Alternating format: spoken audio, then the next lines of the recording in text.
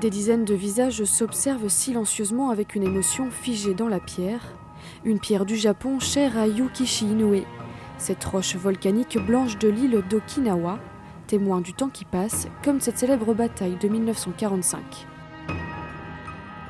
Pour cette bataille, mon père a été mobilisé et puis il a été tué en tant qu'un petit soldat, quoi, un soldat de deuxième classe.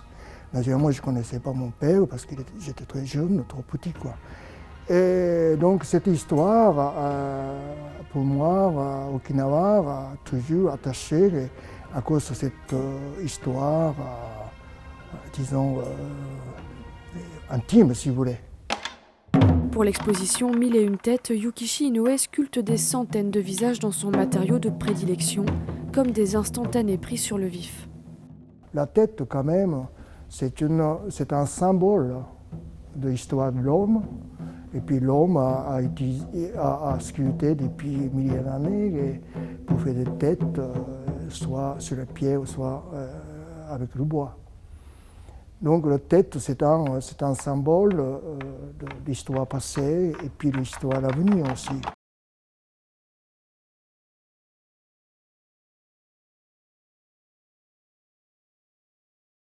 Une histoire modelée par le temps et les hommes à l'image du travail de Yukishi Inoue.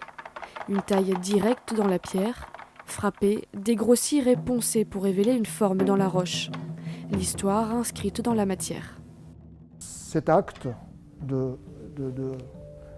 comment on appelle ça, casser, briser des blocs, pour moi, c'est une sorte de comme histoire qu'on a répété toujours, la paix et la guerre, autrement dit, destruction et puis construction.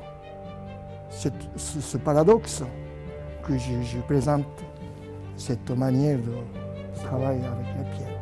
Après, je travaille, j'ai recollé, recomposé.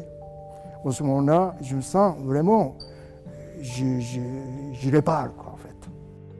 D'après la légende japonaise du temple des 1001 Bouddhas, on pouvait retrouver dans le visage des statues les traits des êtres chers éloignés ou décédés. Yukishi Inoue s'inspire de cette histoire pour ses sculptures, gardiennes de l'éternité de l'homme et des empreintes successives du temps qui passe.